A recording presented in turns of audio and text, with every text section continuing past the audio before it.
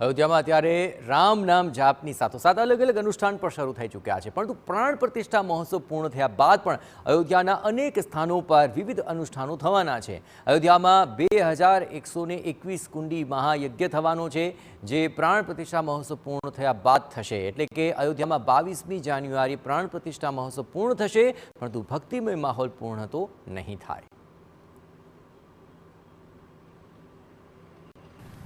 અયોધ્યામાં રામલલ્લાનું કાર્ય પ્રાણ પ્રતિષ્ઠા મહોત્સવ નિર્વિઘ્ને પૂર્ણ થાય તેના માટેની તડામાર તૈયારીઓ ચાલી રહી છે।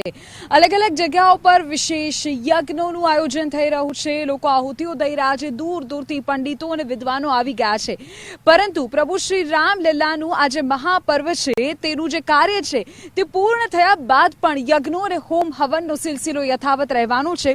હું અત્યારે જે જગ્યા પર છું તે પંચકોશી પરિક્રમા માર્ગમાં આવે છે। એ જગ્યાને ત્યાં 2121 કુંડી મહાયજ્ઞ થવાનો છે, અને આ જે યજ્ઞ છે તે થશે પ્રભુનું જે કાર્ય છે, જે પ્રાણ પ્રતિષ્ઠા મહોત્સવ છે તે પૂર્ણ થયા બાદ।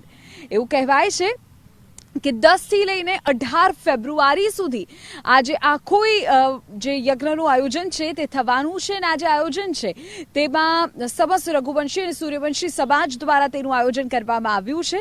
એટલે કે રામલલ્લાના પ્રાણ પ્રતિષ્ઠા મહોત્સવની પહેલા પણ અને પછી પણ સતત 1 મહિના સુધી આજે હોમ યજ્ઞો અને હવનનો જે સિલસિલો છે તે યથાવત રહેવાનો છે। જે જગ્યા પર હું અત્યારે ઊભી છું, અહીં 2121 કુંડી મહાયજ્ઞનું આયોજન થવા જઈ રહ્યું છે।